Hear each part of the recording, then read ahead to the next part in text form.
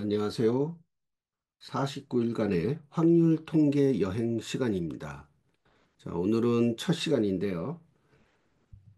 확률론의 역사라는 주제를 갖고 첫 시간을 한번 진행해 보도록 하겠습니다. 먼저 책 소개를 좀 해드릴게요. 예. 어, 요 시간을 통해서 공부할 내용은 바로 자유 아카데미 출판사에서 출간된 49일간의 확률 통계 여행이라는 어, 도서를 갖고 저희가 수업을 진행을 할 거고요. 저는 이 책의 저자 양재용이라고 합니다. 어, 이 책의 특징은 기본적으로 확률이나 통계 그리고 수학 영역에 대해서 이 비전공자 및 직장인을 대상으로 해서 집필된 어떤 확률 통계 안내서예요. 이 책이 갖고 있는 특징을 크게 한 네 가지 정도로 말씀드리면은, 먼저 첫 번째로 확률과 통계 내용에 대해서 기초부터 고급 통계 기법까지 다루고 있습니다. 사실 이제 이 책을 제가 집필하게 된 이유는 저도 그 대학 졸업을 하고 나서 나중에 대학원 공부까지 좀 시간이 걸렸어요. 직장 생활을 좀 오래 하다가, 한, 나이가 한 40 넘어가지고 다시 공부를 하다 보니까, 이, 뭐, 중고등학교 때, 그리고 대학 때 그 배웠었던 통계에 대한 내용들, 잘 기억이 안 나죠. 예, 다시 공부를 해야 되는 이제 상황이다 보니까, 저 같은 분들이 분명히 좀 계실 거라고 생각을 해서, 좀 기초적인 내용, 그래서 심지어 한 중학교, 고등학교 때 다뤘을 법한 내용도 일부 좀 있고요. 그런 기초적인 내용부터 해서 이제 직장인들 같은 경우 이제 보고서에 이제 사용될 내용들, 그리고 대학원에서 이제 석사, 박사 공부하는 사람들한테는 이제 그 연구 논문, 학술 논문에 사용되는 어떤 고급 통계 기법까지 전반적으로 좀 다루고 있습니다. 그게 이제 첫 번째 특징이고요. 두 번째 특징은 그 데이터를 분석하는 실습하는 도구가 마이크로소프트사에서 나온 엑셀 프로그램하고 그리고 이제 자모비라는 통계 패키지를 사용하도록 했습니다. 그래서 어, 이 유튜브 강의에서도 이 엑셀하고 자모비를 사용해서 어, 데이터를 이제 분석하는 걸 실습을 해볼 거고요. 이렇게 한 이유는 이 두 프로그램 모두 아마 여러분들이 어, 이제 어떤 그 저작권 비용을 크게 지불하지 않고도 사용할 수 있는 그런 프로그램일 거예요. 물론 이제 MS 엑셀 같은 경우는 이제 무료 프로그램은 아니지만 뭐 여러분들 기본적으로 PC를 갖고 계신 분들은 마이크로소프트사에서 나온 오피스 프로그램 기본적으로 다 PC에 설치해서 사용하고 있잖아요. 그래서 이제 엑셀 프로그램 같은 경우는 어, 뭐 프로그램을 따로 구해서 사용하지 않아도 될 정도로 접근성이 아주 좋은 프로그램이고, 그리고 이제 자모비라는 프로그램은 이제 유럽 쪽에 있는 대학, 에 이제 학술 연구자들이 개발을 해서 무료로 이렇게 배포한 프로그램인데, 대체적으로 이제 사실 통계 프로그램 중에서 무료로 배포한 프로그램들이 기능상의 부족한 부분들이 이제 간혹 있어서 좀 아쉬운 부분들이 있어요. 그러나 이 자모비는 유료 상용화 버전, 예를 들어서 뭐 IBM사의 SPSS 같은 그 소프트웨어의 그 기능, 예, 못지않는 그런 어떤 퍼포먼스를 보여주는 프로그램입니다. 저도 이 자모비를 한 3년 전, 4년 전에 처음 접했을 때 깜짝 놀랐어요. 이렇게 무료 프로그램인데, 이렇게 그 유료 상용 프로그램 못지않게 기능이 아주 빵빵하게 있는 걸 보고 상당히 이제 깜짝 놀랐고, 그래서 제가 이제 학교에서 수업할 때 이 자모비를 사용해서 학생들이 실제로 데이터를 이제 분석, 실습하는데 활용하도록 하고 있습니다. 이렇게 하는 이유는 실제 이제 학교에서 그 유료 프로그램들을 이용해서 수업을 하는 경우들이 많은데, 그렇게 했을 때 좀 문제점, 뭐 아쉬운 점은 졸업한 이후에, 그 프로그램을, 어, 사용할 기회가 그렇게 많지 않다라는 거죠. 왜냐면 이제 굉장히 라이선스비가 비싼 이제 프로그램들이다 보니까, 그래서 사용할 기회가 거의 없어요. 그러니까 열심히 공부를 했는데 그걸 졸업한 다음에 활용하지 못한다면 사실 굉장히 아쉽겠죠. 그래서 저는 이제 수업 시간에 이 MS 엑셀하고 자모비를 사용해서 데이터를 분석, 실습을 합니다. 그래서 요 도서에서도 교재에서도 그렇게 했고 유튜브 강의에서도 그렇게 할 예정입니다. 자, 세 번째로 이 강의에서 여러분들이 이제 실습에 활용해야 될 데이터들 중에 일부는 실제 현장에서 수집된 데이터들이라는 거예요. 그래서 제가 기업에서 직장 생활을 할 때 수집했었던 데이터들도 일부 있고, 그리고 실제 실증 연구 논문 어, 이 집필할 때 사용했었던 데이터들도 좀 일부 제공을 해드립니다. 그래서 그런 데이터를 갖고 분석을 하게 될 거예요. 자, 그 네 번째로 이 책의 이 또 특징은 어, 챕터가 49개, 49개 목차로 돼 있는데, 이게 이제 하루하루 이 공부량을 좀 설정을 해서 이렇게 목차를 좀 만들었습니다. 물론 이제 그 어떤 내용의 연속성, 그날 하루 공부하는 데 있어서 어, 어떤 그 내용의 어떤 연속성들을 완결성들을 위해서 이제 하다 보니까 어떤 목차에서는 뭐 한 2, 30분이면 끝날 내용도 있고 어떤 목차에서는 한 3, 40분 이상 좀 내용을 들여다봐야 될 부분이 있어서 매일매일 이 공부할 양의 시간적인 양이 아주 그 동일하지는 않습니다. 그렇지만 이 하루하루 그날 그 공부를 어, 하면서 반드시 좀 이해하고 넘어가야 될 그런 주제를 한두 개 정도 정해가지고 총 49일치를 이제 만들었어요.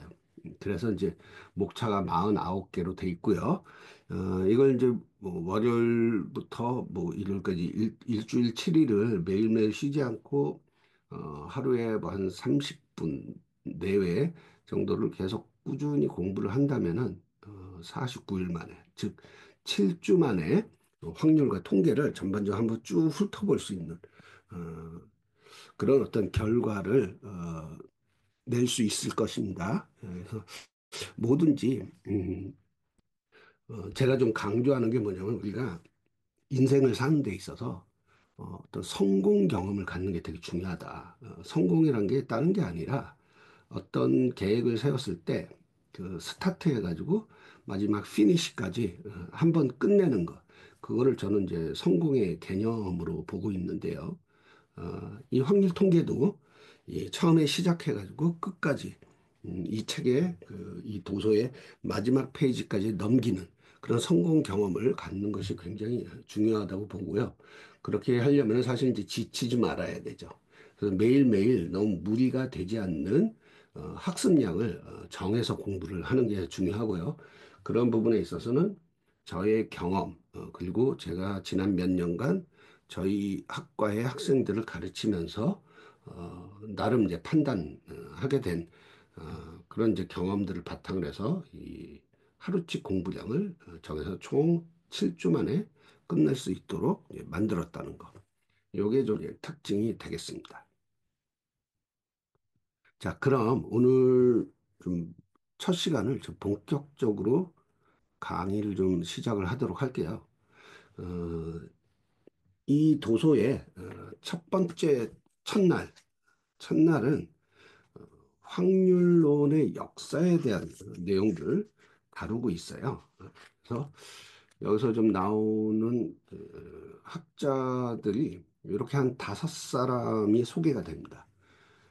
여기 보시면 그 이탈리아의 의사이자 수학 교사, 뭐 밀라노 대학의 기하학 교수였다라고 하는 자, 지롤라모 카르다노라는 이제 분이 나오고요. 그 다음에 블레즈 파스칼, 뭐 많이 들어보셨을 거예요, 이름.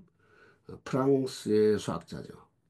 그리고 피에르 페르마라는 또 수학자입니다. 이분은 기본적으로 원래는 이제 그 법률가예요, 법률가. 그런데 어떤 그 수학을 어떻게 보면 취미 이상으로 한 거죠. 그래서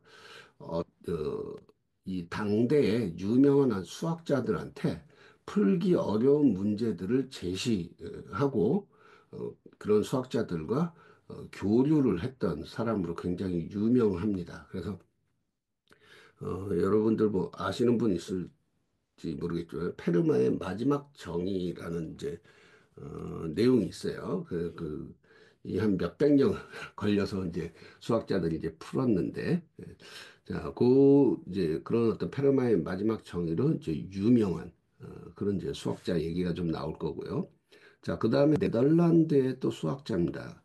크리스티안 하이헌스라는 수학자가 또 소개가 될 거고요. 자, 마지막으로 토머스 베이즈. 어, 이분은 또 이제 영국의 어떤 그 장로교 목사였어요. 원래 직업이. 근데 그 논리학을 같이 신학과 함께 논리학을 이제 공부를 했는데 그 유명한 어떤 베이지안 티어리, 베이지안 이론을 어, 그 기틀을 이제 그 마련하신 그런 이제 수학자입니다. 예. 수학 분야에서 확률 이론의 역사는 전체 어떤 수학의 역사에 비해서 굉장히 짧은 편이에요. 수학의 역사가 한 몇 년 정도 됐는지, 그 어떤 그 정확한 어떤 기원은 없지만 일반적으로, 자, 우리가 여기 그 보시면은 피타고라스의 정리라고 이렇게 돼 있는데, 피타고라스의 정리가 뭐예요? 그러면 a제곱 플러스 b제곱은 c제곱, 즉 삼각형의 그 밑변의 제곱과 그 높이의 제곱을 이제 합한 값이 빗변의 제곱과 같다. 이게 이제 피타고라스의 이제 정리인데 쉽게 얘기하면은 자, 이 피타고라스가 어느 시대의 사람이냐면 기원전 570년에서 한 495년까지 그때 생존했었던 인물이에요. 이렇게 따지면은 수학의 역사 한 몇 년 정도 됩니까? 지금 이렇게 2020년대, 2020년대 이렇게 따지면 2000년 한 2000, 한 500년.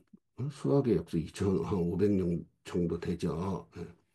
자, 그런데 우리가 앞에서 봤었던 그 지를라모 카루다노라는 분은 1501년에서 1576년도 요 시기에 이제 살았던 분이에요. 1500년대. 그렇게 따지면은 확률론 역사는 한 500년 남짓한 거예요.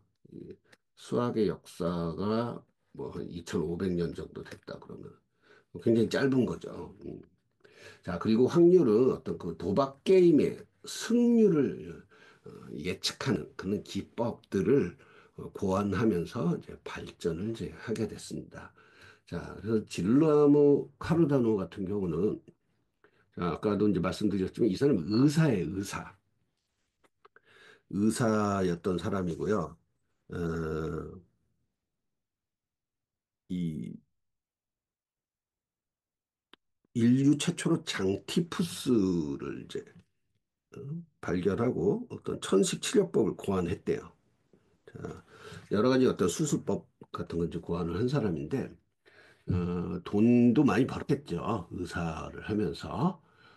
근데 또 한편으로는 이제 이 도박에 취미가 있었나 봐요. 그래서 의료로 벌어들인 수입을 도박으로 탕진할 정도로 어떤 심각한 도박 중독자였다고 합니다.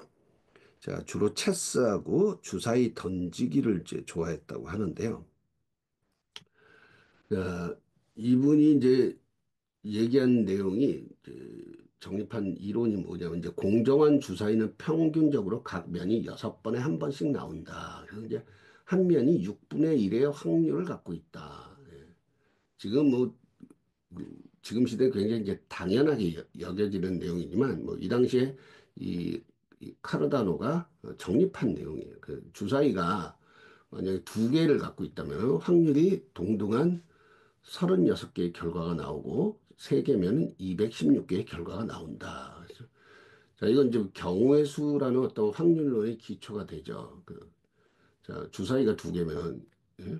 6가지의 경우, 6가지의 경우 곱하기 또 6가지 경우 해가지고 36가지 경우 두 개면은 세 가지면은 이렇게 해서 216가지 이제 계산이 된다는 얘기고 자, 그래서 이제 카르다노는 두 개의 주사위가 동일한 숫자가 나올 경우는 6가지 경우라는 거예요. 그리고 서로 다른 숫자가 나올 경우는 15가지 경우인데 이게 이제 첫 번째, 두 번째 어, 각각 이제 또 두 가지 경우가 있기 때문에 이렇게 해서 이제 다른 숫자가 나오는 건 30가지 경우로 추론을 해가지고 총 36개의 결과가 나온다고 이제 논증을 그렇게 했어요. 자, 근데 이제 주변의 도박사들이 이제 카르다노한테 이런 질문을 했대요. 자, 주사위를 세 개를 굴렸을 때, 이때 이제 뭐 그런 식의 어떤 그 도박들을 했던 거예요. 뭐냐면 주사위를 자, 세 개를 굴리는데, 자, 총 합계가 10이 나올 경우, 9가 나올 경우, 뭐 8이 나올 경우, 7이 나올 경우, 이 이제 어떤 경우마다 돈을 거는 식으로 해가지고 이제 게임을 한 거죠. 자, 그런데 이런 게임을 이제 많이 하다 보니까 이 사람들이 경험적으로 주사위 세 개를 굴릴 때 이 세 개의 합계가 눈의 수의 합계가 10이 나올 가능성이 9가 나올 가능성보다 자주 나왔다 이게. 어? 그걸 경험적으로 알고 있었는데 그 이유를 이해할 수가 없었다는 거죠. 그래서 이제 카르다노한테 왜 주사위 세 개를 굴리면은 합계가 9보다 10이 더 자주 나오냐? 이걸 좀 한번 그 이유를 한번 풀이 좀 해달라 이렇게 이제 물어봤었나 봐요. 카르다노는 이런 식으로 대답을 했다는 거예요. 합계가 10의 경우는 이런 경우다. 그 첫 번째 주사위 1, 두 번째 4, 세 번째 주사위가 5의 눈이 나올 경우, 또는 136 이렇게 나오는 경우, 또는 244 이렇게 나오는 경우, 그리고 226, 235, 334 이렇게 이제 나오는 경우가 있다. 자, 합계가 9가 나오는 경우는 126, 135, 144, 2, 225, 234, 333. 자, 이렇게, 이런 경우들이 있는데, 자, 이런, 이 각각의 이제 경우의 수를 한번 계산을 이제 해보자라는 거예요. 자, 그럼 합계가 10의 경우는 145잖아요. 145, 145. 그죠? 자, 처음에 처음에 일이 나오는 경우가 몇 가지가 있겠어요. 주사위 세 개가 다 일이 나올 수 있으니까 세 가지 경우가 있고, 자, 그 다음에 두 번째 주사위에서는 4가 나올 경우는 2가 되겠죠. 왜 2가 돼요? 첫 번째 1이 나왔으니까 나머지 두 개 중에서 4가 나오는 경우는 두 가지 경우가 있겠죠. 그 마지막으로 5가 나올 경우는 이제 한 가지 경우가 있겠죠. 그렇게 해서 이 1, 4, 5, 주사위 세 개를 던졌을 때 눈의 숫자가 값이 1과 4가 5가 나오는 경우는 6가지 경우가 있다라는 거예요. 자, 136도 마찬가지겠죠. 6가지가 있겠죠. 예? 244는 어떻게 되겠어요? 244는 244는 세 가지 경우인데 244는 세 가지 경우. 자, 이사선은 왜 세 가지가 되겠어요?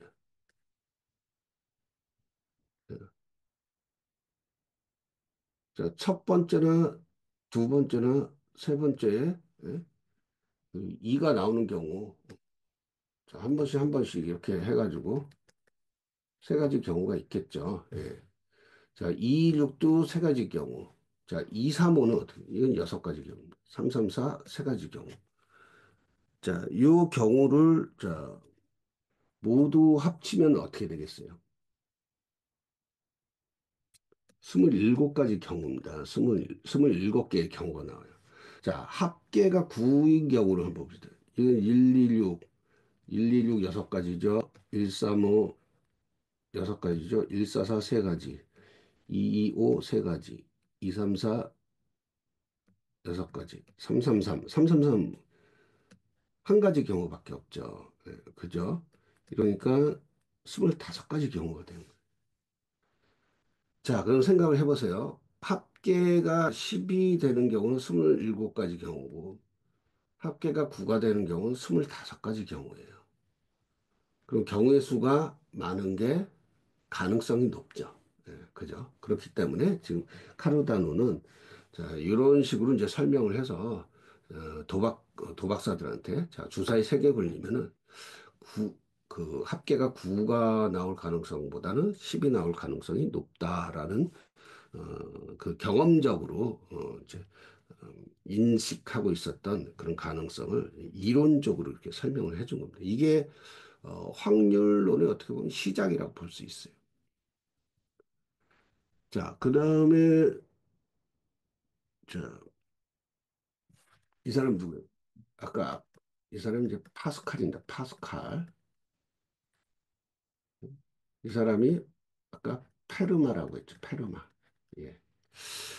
자, 1654년에 자, 수학자 파스칼의 친구인 또 도박사예요. 그러니까 이 당시 수학자들 그 수학자들의 주변에 도박사들이 이제 많았을 것 같아요. 그래서 드멜레라는 이제 도박사가 다음과 같은 문제를 이제 친구인 파스칼한테 낸 거예요. 자, 같은 도박 실력을 가진, 즉, 승률이 같은 A라는 사람하고 B라는 사람이 도박을 하면서, 자, 규칙을 어떻게 정했냐면, 3번을 먼저 이긴 사람이 판돈을 가지기로 했대요. 자, 그래서 게임을 진행을 했는데, A가 2번 이기고, B가 1번 이긴 상황에서, 이유는 뭔지 모르겠지만 도박을 어쨌든 중지해야 하는 상황이 왔어요. 자, 이때 판도는 64 피스톨을 이제 걸었었던 상황인데, 자, A가 2승, B가 1승인 상황에서 도박을 중지해야 한다라고 하면은 이 64 피스톨을 어떻게 분배하는 것이 공정할 것인가라는 이제 문제를 낸 겁니다.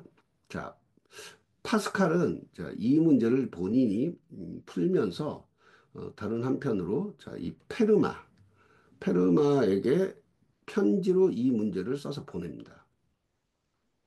자, 이렇게 이제 시작된 두 수학자의 그 서신왕래가 오늘날 어떤 확률 이론의 실질적인 출발점이 됐다라는 이제 학설도 있는데요. 자, 여러분이라면은 이 A와 B가 각각 얼마씩 나누면은 합리적일 것 같나요?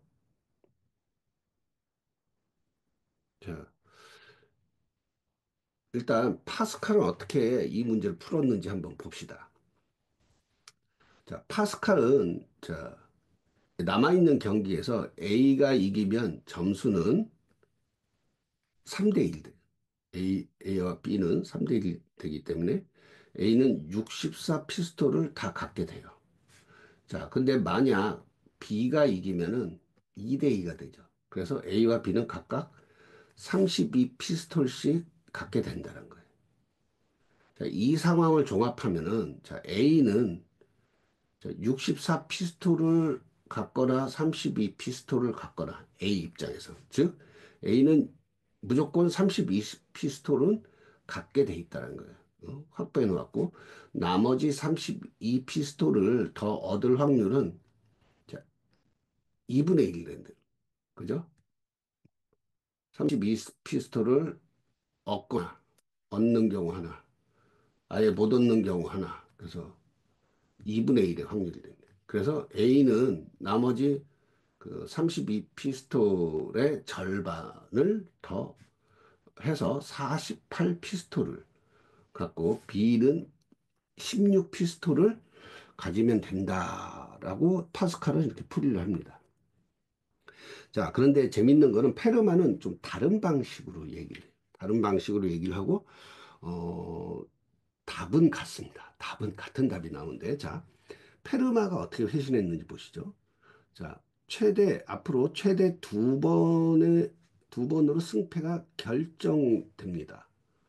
예측 가능한 경우의 수는 모두 네 가지인데, 자, A가 두 번 모두 승리하는 경우, A와 B가 각각 한 번씩 승리하는 경우. 그래서 A가 먼저 승리하고 B가 나중에 승리하는 경우, 그리고 B가 먼저 승리하고 A가 나중에 승리하는 경우. 그래서 이게 이제 A와 B가 각각 한 번씩 승리하는 경우가 두 번 있다는 거예요. 그리고 B가 두 번 모두 승리하는 경우. 자, 이 네 가지 경우 중에 최종적으로 A가 이기는 경우는 자, A가 두 번 모두 승리하거나 A와 B가 각각 한 번씩 승리하는 경우. 그래서 이런 경우는 세 가지가 돼요. B가 이기는 경우는 마지막 한 가지밖에 안 된다. 그래서 따라서 A는 64피스톨의 4분의 3인 48피스톨을 갖고 B는 나머지 16피스톨을 가지면 된다라고 페르마는 또 이런 방식으로 계산을 했었던 거예요. 어쨌든 두 사람의 계산이 결론은 같습니다. 결론은 같지만 그 풀이 과정이 달랐죠. 예. 자, 이제 네덜란드의 하이헌스라는 수학자의 얘기를 한번 봅시다. 이 하이헌스는 1657년에 저서한 우연의 개임에 관한 추론이라는 책을 통해서 확률 이론에 대한 중요한 기여를 한 사람이에요. 자, 하이언스는 그 도박 같은 우연의 문제에서 사실 누가 이길지는 확신할 수 없다. 하지만 각자의 게임에서 얻을 기대값은 계산할 수 있다고 했어요. 이게 되게 중요한 얘기, 기대값. 자, 이게 나중에 가면 기대값이 결국 어떤 그 평균을 구하는데 이 기대값 공식이 사용이 됩니다. 자, 하이언스의 기대값 공식을 한번 예를 보면요. 자, 주사위를 던졌을 때, 자, 아래의 조건이라면은 얼마를 따거나 잃을지 그 기대값을 자, 구한다고 했을 때요. 자, 어떤 조건이냐? 주사위를 던졌을 때 1이나 2가 나오면은 4파운드를 잃는 거예요.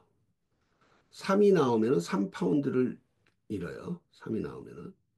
자, 그런데 4나 5가 나오면 2파운드를 따요. 6이 나오면은 6파운드를 땁니다.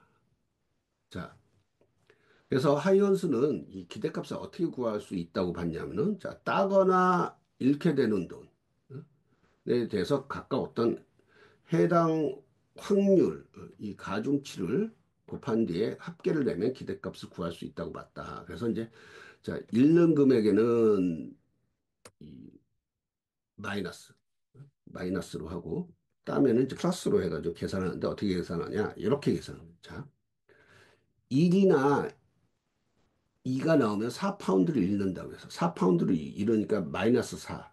근데 1이나 2가 나오면은 가중치가 어떻게 되면 6분의 2잖아요. 6분의 2. 그래서 가중치는 3분의 1을 곱해준 거예요. 3이 나오면은 3파운드를 잃으니까 마이너스 3. 자, 3이 나오는 경우는 1에서 6까지 6개의 숫자 중에 3 하나 나오니까 6분의 1, 가중치가 6분의 1이 되죠. 그 다음에 4와 5가 나오면 2파운드를 딴다. 그러니까 이건 플러스 2파운드를 해줘. 가중치는 3분의 1 되겠죠. 예? 4나 5가 나오면 이제 6분의 2니까. 자, 마지막으로 6이 나오면은 6파운드를 딴다. 6파운드를 따니까 플러스 6에다가 6이 나오는 경우는 6분의 1이죠. 그렇게 해서 이걸 다 계산하잖아요. 그럼 마이너스 6분의 1파운드가 돼요. 즉, 이게 뭐예요? 이러한 조건에서 게임을 하면은 돈을 딸 확률보다 잃을 확률이 높은 거죠. 그래서 이 기값이 마이너스 6분의 1 파운드이기 때문에 이런 조건에서는 게임을 하면 안 되죠. 네. 그래서 하이헌스는 주변에 이제 이 사람도 주변에 이 도박을 하는 친구들이 많았겠죠. 예. 그래서 이런 친구들이 어떻게 하면은 게임에서 이길 수 있겠느냐 많이 질문을 했을 거예요. 근데 이제 하이헌스는 자, 누가 이길지 확신할 수 없다. 하지만 당신이 이 게임에서 얻을 기대값은 한번 계산해 볼 수 있다라고 하면서 이런 기대값 공식을 정립을 한 겁니다.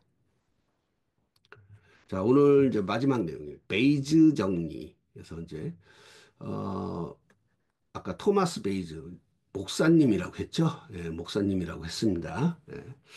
이분 아버지도 목사님이에요, 아버지도. 예, 아마 아버지의 뜻을 이어받아서 뭐 신학 공부를 한 것 같은데 신학 공부하면서 이제 논리학 또 공부를 하셨다고 해요. 자, 이 베이즈 정리에서는 개념적으로 이 두 가지 조건부 확률이라는 것과 역확률에 대해서 좀 알고 우리가 좀 들여다봐야 됩니다. 그래서 자, 조건부 확률은 이제 사후 확률이라고도 하고요. 자, 어떤 사건이 발생한 것을 전제로 해서 새로운 다른 사건이 발생할 가능성을 구하는 거예요.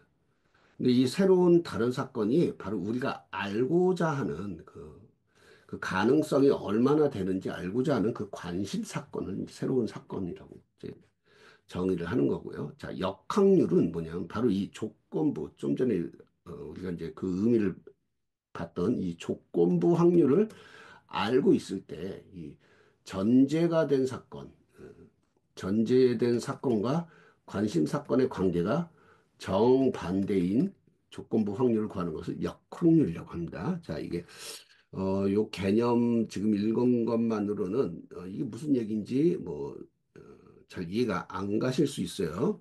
그러나 자, 오늘 이 설명을 하고 제가 아마 4일차, 이제 4차 시대, 4차 시대 아마 어, 곱셈 정리를 이제 우리가 이제 살펴보면서 요 베이즈 정리를 이제 다시 한번 이제 더 자세하게 살펴볼 텐데요. 그래서 그때까지 좀 이렇게 내용을 좀 보시면 충분히 이해가 아마 되실 거라고 보고요. 자, 일단 조건부 확률을 어떻게 표기하냐. 자, 일단 P는 이제 probability예요. P는 이거에 자, 이거에 이제 약자입니다. 즉 확률이란 이제 단어의 약자라고 보시면 돼요. 어떤 확률이냐? 자, 가로로 앞으로 일어날 사건과 먼저 일어난 사건 이런 식으로 이제 선행된 사건과 나중에 일어난 사건을 이렇게 표기를 해줘요. 자, 선행된 사건이 뭐예요? 자, 어떤 사건이 발생한 것을 전제로 해가지고 새로운 다른 사건이 발생할 가능성을 구한다. 이게 이제 조건부 확률이라고 했죠. 자, 그래서 이제 이렇게 표기를 이제 해주면은 이게 P, A, 바, B 이렇게 이제 읽습니다. P, A, 바, B라고 이렇게 읽는데 그 P, A, 바, B 이렇게 뭐 읽으면 됩니다. 사건 B가 그 먼저 일어난 사건을 뒤에다 써주는 거예요. 사건 B가 발생한 뒤에 사건 A가 발생할 확률 이렇게 조건부 확률 이렇게 이제 써줍니다. 자, 그림으로 이제 그려서 보면은 자 사건 B가 발생한 뒤에 사건 A가 발생할 이제 확률이기 때문에 이걸 수학적으로 어떻게 표시를 해주냐면은 전체의 경우 수에 대한 확률은 B가 발생할 확률이 되는 거예요. B가 발생할 확률. 그래서 분모에는 B라는 사건이 발생할 확률을 구해서 적어주고요. 자, 분자에는 이 B라는 사건과 A라는 사건이 동시에 발생할 확률을 이렇게 적어서 계산을 해주면 됩니다. 자, 요 공식을 봤을 때, 요 이제 요 밑에 한번 보세요. 어,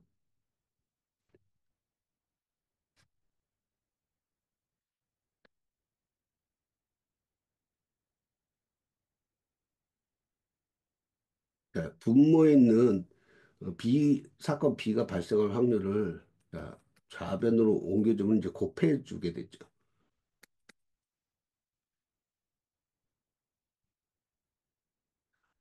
이 등식이 성립을 하게 됩니다. 이 등식이. 자, 이거는 이 정반대인 경우에도 성립을 합니다. 그래서 뭐, 어, 예를 들면은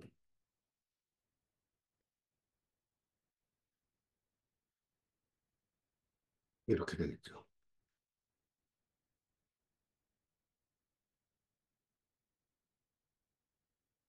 이거 어떻게 되겠어요?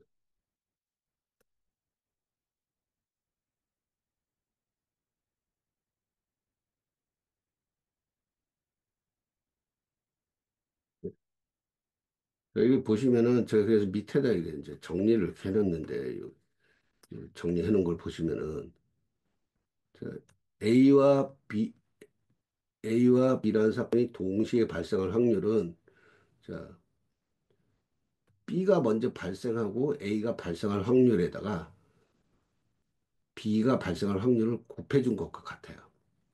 근데 이게 지금 이 항이 앞뒤가 이제 바뀌었어. 요 이게 이제 일종의 이제 역학률이 역학률. B라는 사건과 A라는 사건이 동시에 발생할 확률은 이게 같잖아요. 사실 같은 내용이잖아요. 이게 A라는 사건이 먼저 발생하고 B라는 사건이 발생할 확률에다가 A라는 사건이 발생할 확률을 곱해준 것과 같다는 거예요. 이게 이제 그 역학률에 대한 이제 내용입니다. 그래서 이 개념을 좀 이제 이해를 하고 이 베이즈 정리를 이제 보시는 게 좋습니다. 그래서 어, 뒤에서 우리가 아마 5일차 때 베이즈 정리 좀 자세하게 볼 텐데 그때도 이제 다룰 내용이긴 한데 베이즈 정리가 어떤 건지 일단 맛배기로 한번 이제 컨셉만 한번 보도록 합시다. 자, 일반인이 바이러스에 감염될 확률을 20%라고 가정을 해봅시다. 그래서 자, 여기서 이제 A는 일반인이 일반인이 감염된 바이러스의 사건이에요. 그래서 일반인이 이 바이러스에 감염된 사건이 발생할 확률을 이렇게 지금 이제 기술을 한 겁니다. 자, 바이러스에 감염된 사람을 양성으로 판단할 확률이 90%인 진단 키트가 있다. 자, 요걸 이제 어떻게 써주냐면 이렇게 써주는 거죠. 일단은 자, B는 진단 키트로 테스트했더니 자, 양성으로 판정이 되는 사건이에요. 이걸 이제 B라고 정의를 하는. 그러면 자, 보세요. 바이러스에 감염된 사람을 양성으로 판단할 확률이 90%다라는 얘기는 이렇게 써준 거죠. 바이러스에 감염된 사람을 테스트해서 양성으로 나오게 되는. 그러니까 바이러스에 감염된 게 먼저 이제 이 전제된 사건이죠. 이 바이러스에 감염된 사람을 테스트를 했더니 이제 양성으로 나오게 된 경우의 확률은 90%다라는 거를 P, B, 바 A는 0.9 이렇게 이제 수학적 기호로 기술을 해줍니다. 자, 그러면은 우리가 알고 싶은 건 뭐냐면은 어떤 사람이 즉 이 사람이 바이러스에 감염이 됐는지 안 됐는지 사실 몰라요, 우리가. 자, 어떤 사람이 진단키트로 검사를 받은 후에 양성 판정이 나왔어. 그럼 이 사람이 진짜로 감염되었는지, 예? 그 확률을 알고 싶다라는 거죠. 그럼 보세요. 이 사람이 90%의 확률로 감염된 거라고 판단할 수 있어요? 아니죠. 90%의 확률은 뭐예요? 감염된 사람을 양성으로 판단할 확률이 90%인 거예요. 감염된 사람인지 아닌지 알 수 없는 그런 그 상황에서 양성 판정이 나왔을 때. 자, 그래서 우리가 알고 싶은 거는 바로 어떤 사람이 진단키트로 검사를 받아서 양성 판정이 나왔을 때 실제로 그 사람이 바이러스에 감염되었을 확률을 알고 싶어요. 자, 그러면 이거를 어떻게 수학적 기호로 나타낼 수 있을까요? 자, 양성 판정이 나왔는데 그 사람이 바이러스에 감염된 사건인 거예요. 되어 있는 사건. 즉, 그래서 이렇게 써준 겁니다. P, A, 바, B. 즉, B, 사건이 뭐라고 했어요? 진단 키트를 테스트했더니 양성 판정이, 어, 양성 판정으로 나타난 사건이라고 했죠. 양성 판정이 나타났는데 그게 누구냐? A, 바이러스에 감염된 사람인 경우의 확률인 거예요. 자, 이거를, 자, 이 공식, 이 공식을 우변에 풀어놓은 것처럼 이렇게 풉니다. 자, B라는 사건의 확률이 분모에 가겠죠. B라는 사건 뭐예요? 양성 판정이 나온 거예요. 자, 이거는 뭐예요? A라는 그 감염된 사람, 그 감염된 사건과 양성 판정이 된 사건이 동시에 발생하는 그 확률을 구하는 거죠. 자, 이 얘기는 뭐냐면 이 공식이요. 어떤 의미냐면은 분모 안에는 그 실제로 양성이 아닌 양성이 아닌 사람과 그 아닌데도 그 양성으로 판정이 되는 경우 하고 양성인 사람이 양성으로 판정되는 경우 그 두 가지 경우가 다 이제 포함되어 있는 경우죠. P, B라는 거. 그래서 자, 이 수식을 이제 전개를 하면은 자, 분자는 이렇게 바뀌죠. 분자 이렇게 바뀝니다. 앞에서 말씀드렸죠. 요 내용을 상기시키면 돼요. 자, 분자 이렇게 바꿔주고요. 자, 얘는 뭐라 그랬어요? B는 아까 뭐라고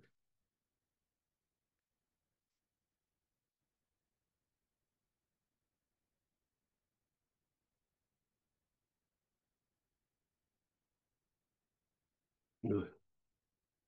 그러니까 이거는 양성인 사람, 이건 양성이 아닌 사람. 그러니까 양성인 사람 테스트 해가지고 양성으로 나오는 경우. 양성이 아닌 사람을 테스트했는데 양성이 나온. 이 두 가지를 다 이제 합한 게 이제 PB란 말이에요. 그래서 요거를 각각 풀어주면은 분모가 이렇게 전개가 됩니다. 자, 그렇게 해서 자 봅시다. 일반인이 감염된 사건은 20%라고 확률 20%라고 했어요. 그죠? 자, 그런데 바이러스에 감염된 사람을 양성으로 판단할 확률이 90%라고 했죠. 이겁니다.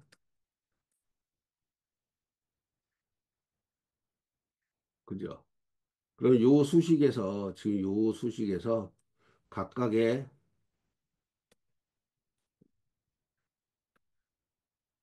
확률들을 숫자를 대입을 해주면 돼요. 그래서 분자에는 0.9 곱하기 0.2가 되고요.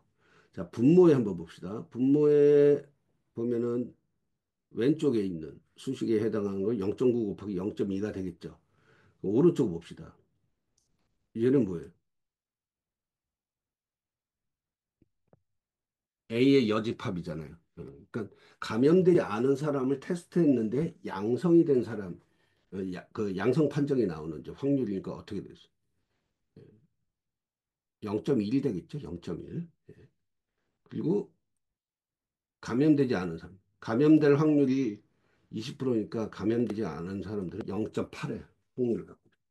자, 이렇게 해서 계산을 해주면요. 대략 0.692. 그래서, 어, 실제로 진단 키트 양성 반응이 나왔을 경우에 자, 그 사람이 실제로 바이러스에 감염돼 있을 확률은 69.2%다라고 계산이 되는 겁니다. 예, 오늘 첫 시간은 여기까지 이제 할 거고요. 자, 우리가 이제 앞으로 49일 동안 이 유튜브 강의를 통해서 요거 이제 확률과 통계를 공부할 텐데 제가 이제 그 당부해드리는 말씀이에요. 우리과 학생들한테도 꼭 첫 시간에 이런 당부의 말씀을 합니다. 자, 중도에 포기하지 말라. 왜냐하면은 확률론과 통계학은 한 번에 이해될 수 있는 영역은 아니에요. 그리고 쭉 공부를 하시다가 이제 자신에게 필요한 통계 분석 방법을 하나 정도 선택해서 실전에 계속 사용해 보는 것이 중요하다. 사실 이제 통계를 전공으로 하는 사람이 아니라면은 어, 자신이 주로 이제 분석하는 주제가 이제 아주 그렇게 다양하지는 않을 거예요. 자, 이제 만약에 여러분들이 직장인이라면은 직장에서 하는 그 업무들이 있을 거 아니에요. 인사조직 담당자일 수도 있고 아니면 마케팅 담당자일 수도 있고 아니면 생산 운영 쪽에서 뭐 품질 담당자일 수도 있고 할 텐데 거기에 본인 그 직무에 자주 사용되는 통계 기법들이 있을 거예요. 그래서 그 부분을 반복적으로 이제 공부를 하는 게 중요하다는 거예요. 통계 분석 방법은 굉장히 다양합니다. 이걸 다 아실 필요는 없어요. 하지만 저랑 49일 동안 좀 공부를 하면서 본인한테 필요한 통계 기법을 한두 개 정도 이제 터득 하는 걸 목표로 공부를 하시라는 얘기예요. 그래서 이 통계학이란 거는 이건 제 경험입니다. 오랜 시간 동안 반복적으로 실전에 사용하다 보면은 어느 날 전체적인 개념이 머릿속에 들어오게 된다는 거예요. 저 아까 제 소개 잠깐 말씀 드렸는데 제가 이제 나이가 40 넘어서 석사 박사 과정을 이제 다시 공부를 이제 직장을 다니면서 했는데 이 대학원에서 이 통계 공부한 내용을 제 이제 회사 업무에 계속 이제 적용을 이제 했어요. 몇 년간 쭉 그 적용을 하고 이걸 꼭 누구한테 이제 보고를 한다는 목적보다 제 업무를 좀 더 과학적으로 잘 통찰해가면서 하기 위해서 이 통계 공부한 내용들을 적용을 했거든요. 어, 그렇게 쭉 꾸준히 적용을 하다 보니까 어느 날 어떤 통계에 대해서 전체적인 개념이 머릿속에 확 들어오는 그런 날이 오더라 이겁니다. 예. 예. 이렇게 해서 오늘 첫 시간 강의를 다 마무리를 했습니다. 여러분 어, 뭐, 이 확률 통계가 사실 이제 쉬운 내용은 아닙니다. 쉬운 내용은 아닌데 이 시간 통해서 여러분들 같이 저랑 한 7주 정도 한번 맘먹고 이 확률 통계 공부를 해서 여러분들의 어떤 역량을 업그레이드 시키는 그런 시간이 되기를 소망하겠습니다. 예. 그러면은 다음 시간에 또 뵙도록 하겠습니다. 예.